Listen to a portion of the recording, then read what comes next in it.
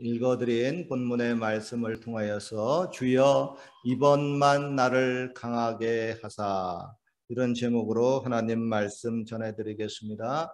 구약 성경에 보면은 사사기라고 하는 책이 있습니다. 사사라고 하는 것은 영어로 저지라고 합니다. 재판관, 지도자라는 뜻입니다. 이스라엘 백성들이 출애굽해서 가나안 땅에 들어가서 첫 번째 왕이 세워지기까지 약 340년간 하나님이 사무엘 사사를 비롯해서 13명의 사사들을 이스라엘 백성 가운데서 세우시고 그들을 다스리고 구원하게 만들어 주셨습니다. 그 13명의 사사들 중에서 삼손이란 사람이 있습니다. 삼손이란 사람의 그 뜻이 무엇일까요? 삼손이란 손이 세 개가 돼가지고 힘이 센 사람을 가리키는 것입니다. 할렐루야. 우스갯소리고요. 삼손이란 태양의 사람이란 뜻입니다. 이 삼손에 대해서 사사기에 보면 총 4장이나 할례에서 소개를 하고 있습니다. 사사들 중에서 굉장히 특이한 사람입니다. 불신자들도 이 삼손에 대해서 잘 알고 있습니다. 그의 출생도 좀 특이해요. 아버지 이름은 마노하고 어머니 이름은 나와 있지 않는데 하루는 그들에게 천사가 나타났습니다. 그래서 너희들에게 장차 아들이 태어날 텐데 그 태어난 아들은 죽을 때까지 나실인이라고 하셨습니다. 나실인이라고 하는 것은 하나님께 구별이 되어서 바쳐진 사람이라고 하는 뜻입니다. 그리고 그 나실인은 포도주나 독주, 소주 마시지 말고요. 머리를 밀지 말고 또 사람이나 동물의 시체를 가까이 하지 말아야 됩니다. 즉 부정 타면은 안 된다고 하는 뜻이고 하나님의 사람으로서 바르게 살아야 한다는 뜻입니다. 삼손이 태어날 즈음에 이스라엘 사람들이 블레셋 사람들에게 40년간 지배를 당했습니다. 이 블레셋 사람들이요 지금도 있습니다. 이스라엘 땅의 그 밑에 옆쪽에 해안가에 팔레스타인 있죠?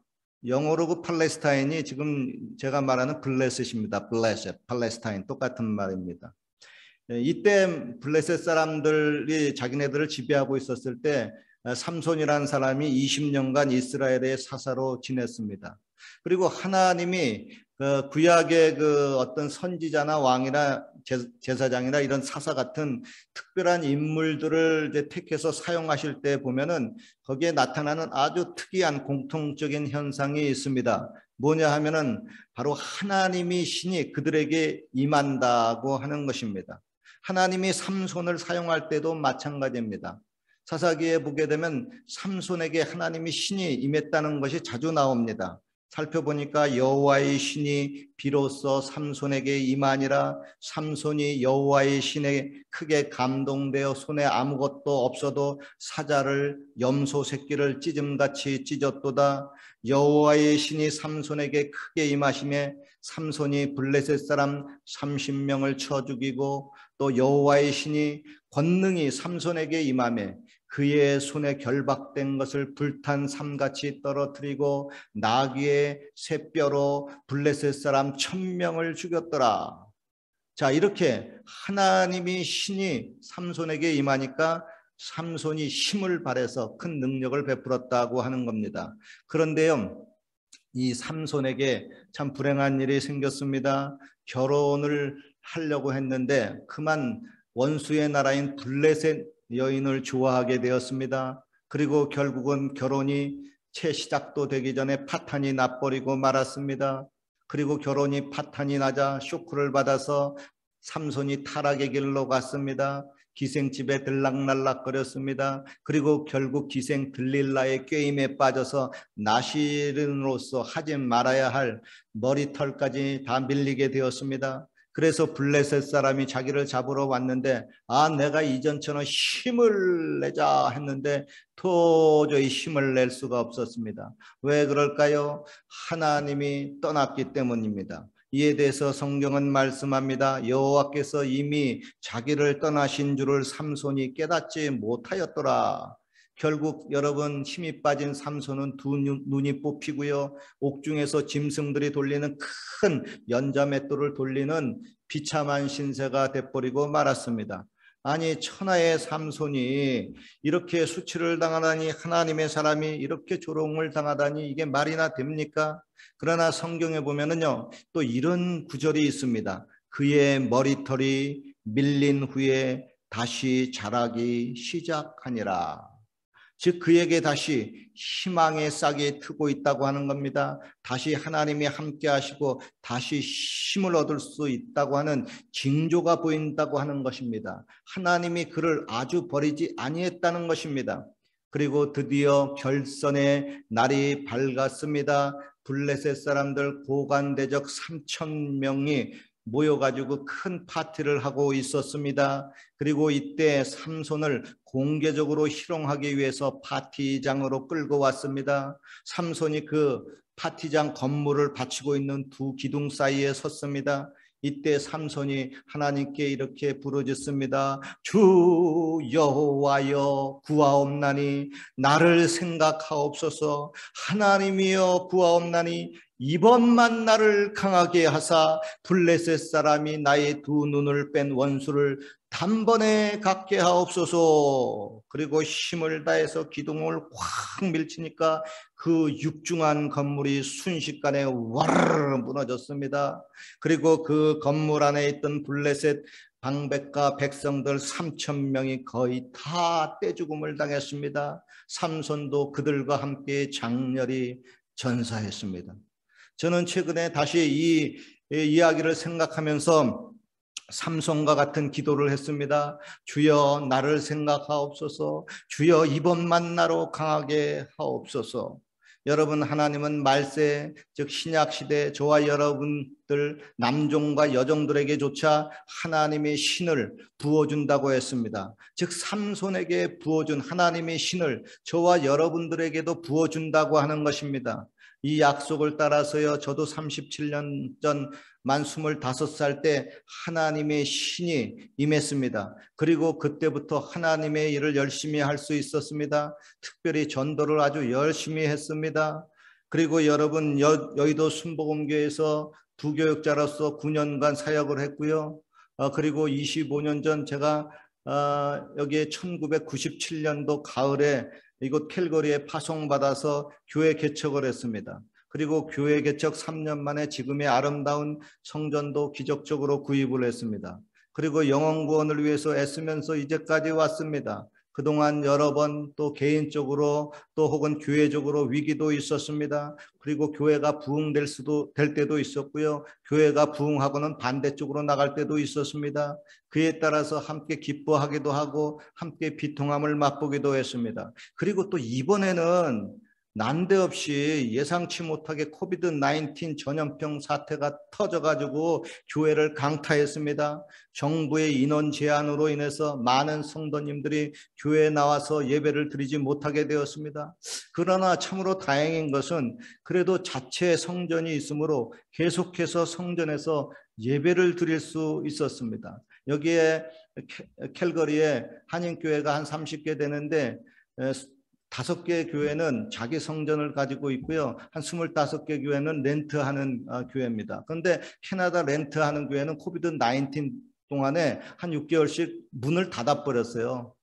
그래서 그 성도님들이 한 사람도 교회에 나올 수가 없었고 목사님이 자기 집에서 온라인으로 예배드리는 이렇게 지냈었습니다.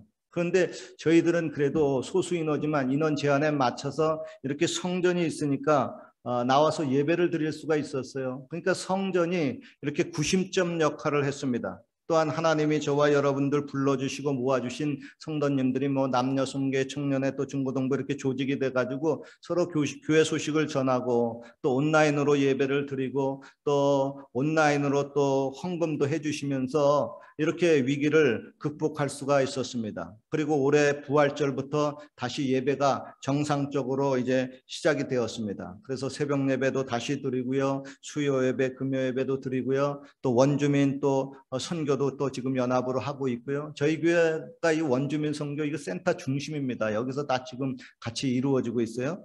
그리고 코스타 모임 등 각종 연합 모임도 올해 정상적으로 작동이 되고 있습니다. 그러나 아직까지는 코비드-19 이전에 예배 출석 인원 그 숫자가 아직은 채워지지 않고 있습니다. 반면에 저의 나이는 코비드-19 19 이거 2년을 지나고 나니까 어느새 62세가 되고 이제 63세가 가까워지고 있습니다. 이게 뭐야? 이게 눈 떠보니까 금방 은퇴하는 나이가 다가온 겁니다. 그런데요, 제가 이대로는 은퇴할 수가 없습니다. 마치 어린 아이를 둔 부모가 그 아이를 두고 일찍 세상을 떠날 수 없듯이 제가 이 상태로 교회를 남겨두고 떠나거나 평안히 죽을 수가 없습니다. 즉 이전에 교회가 가장 부흥이 되었던 단계까지는 내가 올려놓고 은퇴를 하든지 말든지 해야 되겠다 하는 생각이 강하게 들고 있습니다.